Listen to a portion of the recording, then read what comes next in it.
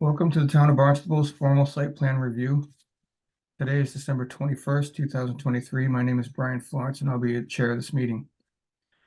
This meeting is being recorded and broadcast on the Town of Barnstable's Government Access Channel in accordance with Massachusetts General Law, Chapter 30A, Section 20. I must inquire whether anyone else is recording this meeting, and if so, make their presence known.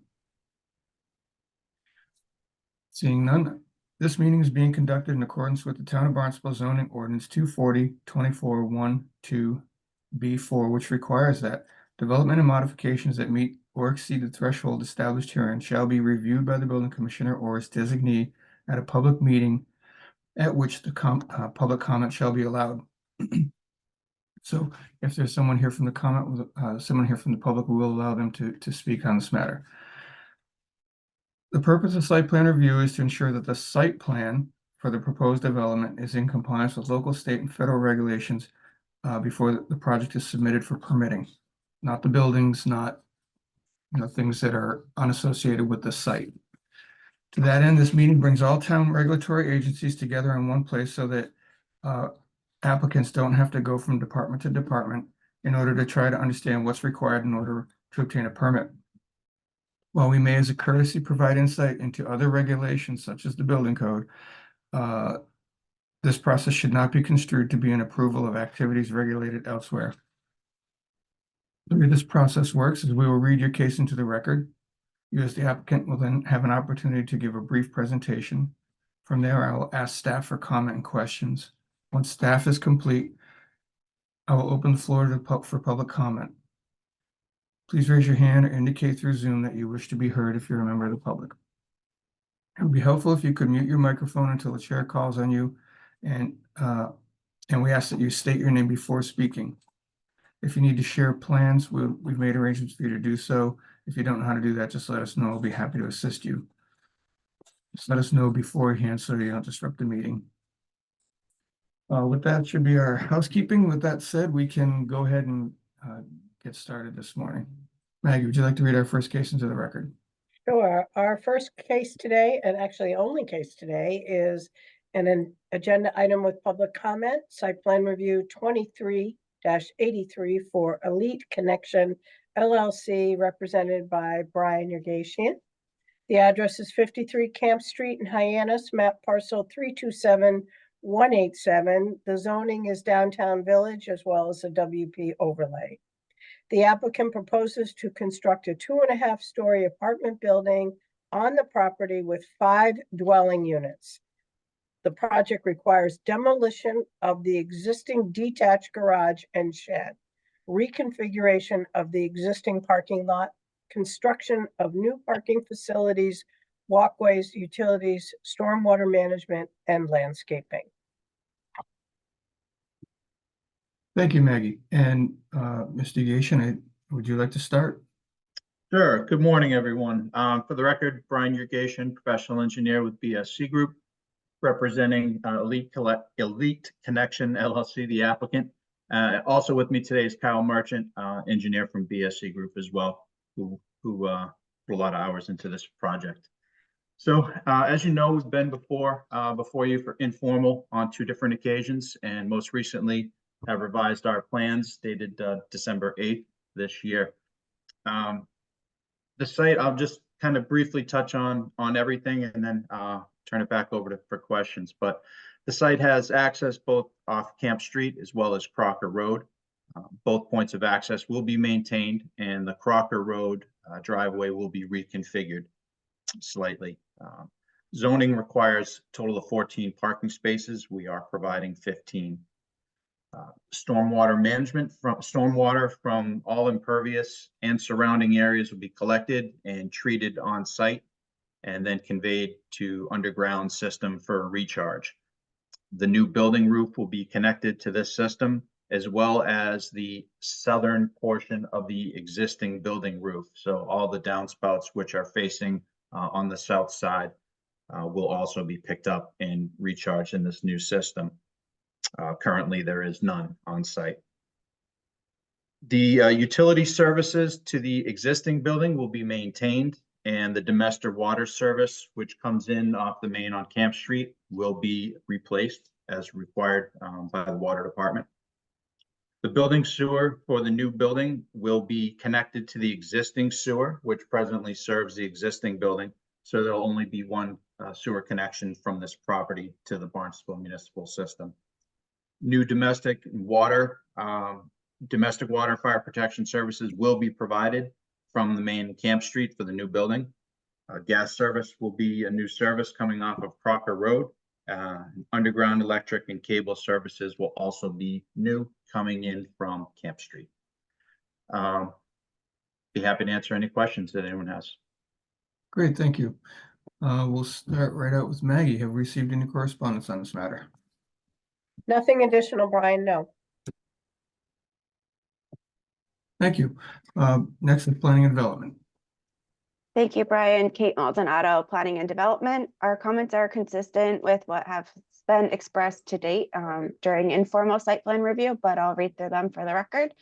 The applicant is here today because the subject property is in the Wellhead Protection Overlay District, and the proposed impervious coverage exceeds what's allowed in the wellhead protection. As such, they will need to seek a variance from the Zoning Board of Appeals. In accordance with the Downtown Village zoning district that the subject property is within, one canopy tree shall be planted every 30 feet of frontage along both Camp Street and Crocker Road, and we're asking that the site plan be amended to reflect those canopy trees along those frontages. And then we had a technical comment with regard to the composition of the half story in accordance with the language defined in our zoning code, and particularly the composition related to the dimensions of the roof rafters and the wall plate that has been incorporated within the letter to date. Brian, have those modifications to the plans already been done? So actually, some of them are. We do have some trees proposed, but there's also a significant hedgerow that exists along frontage on Camp Street, and also turning the corner, extending up past the face of the building on Crocker Road. That's pretty mature. The hedgerow is at least 8 feet high. In addition to that, there are some other very mature trees on the site. So while we are proposing a few two trees on Crocker Street and then landscaping adjacent to the new building, we thought that the existing landscaping was adequate. So we weren't proposing, trees all along the frontage, because it's already there. It's a well-developed site, nice maintained lawn out front. Okay, you may need to have the zoning board of appeals review that as well then. So when in your application to the ZBA, you should include the difference between what is there and what you'd like to see. Is that satisfactory, Kate? Yes, I can work with the applicant as well. I'm looking at the plan and it looks like there's potential for more trees, but I can certainly work with the applicant to make sure that the space is landscaped accordingly. Yeah, so we'll be putting a condition on any approvals here today if we can get to that point, that that it complies with the ordinance, or that the landscaping discrepancies are presented to the zoning board of appeals for approval. All right. Anything else, Kate? That's all. Thank you. All right, thank you. Next is engineering, please. Matt Roble from DPW Engineering. Along the lines of what Kate was saying, I've got some comments that are consistent with the couple last meetings that we held on this project. The first and foremost of them is the connection between the proposed sewer line coming from the new unit and the existing sewer line coming from the existing 3-story dwelling. I just need to see either an H20 rated clean out or a manhole structure placed at the intersection of those two lines. Right now, it's just calling for a Y connection, but per our code, I just need to see one of those two structures installed at that junction of pipes. That aside, I also have a comment on the depth of the graded dense grade stone underneath the pavement detail on sheet C201. We need to have that modified to be 12 inches of dense crushed stone, where 6 inches are currently shown. And then a couple of just cleanup comments as far as we want to make sure that the applicant's aware that they'll need to file for both sewer connection and road opening permits with the town for work within the right of way and modifications to the sewer. And we'll also need to have any granite curbing or sidewalks abutting the property that are damaged as part of construction activities repaired and replaced to existing town standard.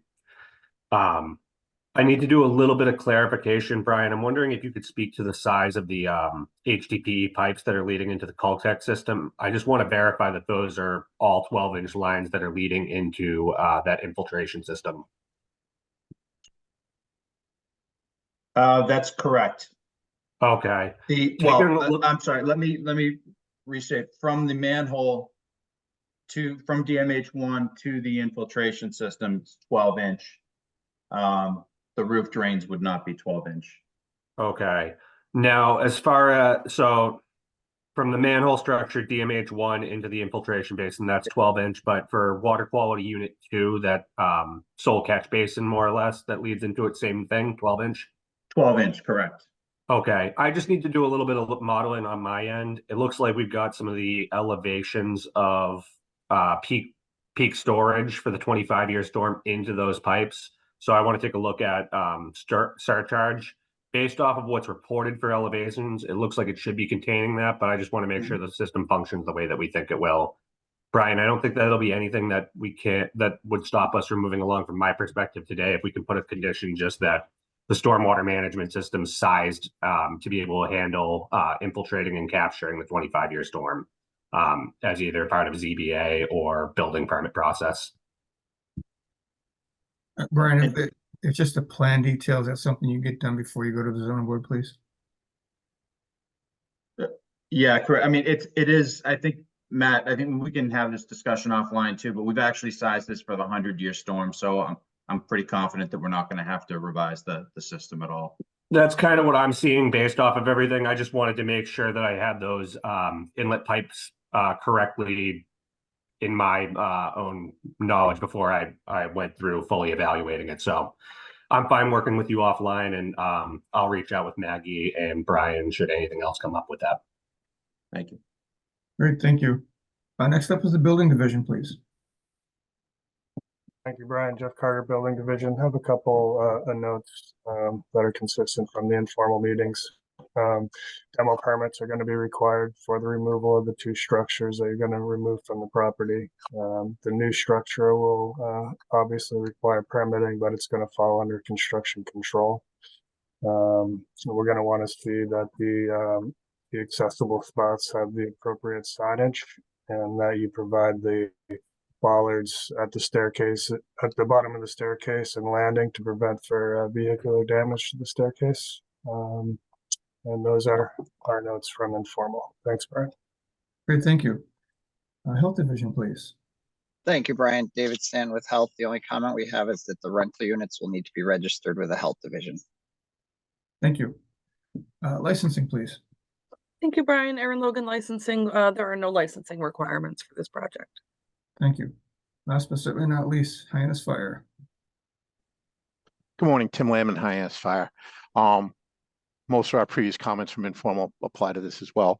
A couple of things as a reminder for both demolition and the new construction. We're going to be looking for an NFPA 241 plan for safeguarding operations through your GC for the project, and that fire protection is included as part of the construction control documents. We're also looking at, as this goes forward, consult with us regarding FDC placement on the new building, and there'll be 2 fire-alarm permits required as far as for the system for the building and the individual local systems in each department. And that is, lastly but not least, we're going to require a key box on the property too. We can consult with that as time goes on. That's it for Hyannis Fire. Thanks, Brian. And for the record, the FDC stands for Fire Department Connection. Yep, thank you. All right, staff, does anybody see any reason why this matter cannot move forward to permitting with the zoning board? All right, seeing none, I'll open it up to the public in accordance with section 240-24-12B4. Does anybody from the public like to speak on this matter? Mr. Srams, remember this is about the site plan and things associated with the site. So please feel free to go ahead and make your comments. We'd appreciate if you could focus on those issues. Yes, I'm hope everybody can hear me because again, I'm not used to doing Zoom calls. Yes. The comments I have is, again, my name is Dave Srams, an owner of the property across the street at 48 Camp Street. And again, in terms of the landscaping and the parking area, those are my greatest concern. I know the gentleman talked about the hedgerows in the front. They are very, very mature, but I would love to be able to keep the aesthetic of the neighborhood intact. And I do feel that maybe they should be replaced. And of course, I am concerned that they will have adequate parking there. The existing house on the property does have only like about 6 spaces and a couple of side spaces, which I don't believe are parking spaces. So I'm hoping that overall things will be according to plan, and hopefully the noise level will be adequate during the whole construction phase. Great, thank you. Anyone else from the public like to speak on this matter? Hearing none, I would find that this matter is approvable and capable of moving forward to permitting. Thank you for your time, Mr. Yagation and Mr. Merchant, and you folks have a great day and good luck with your project. Thank you, everyone. Thank you.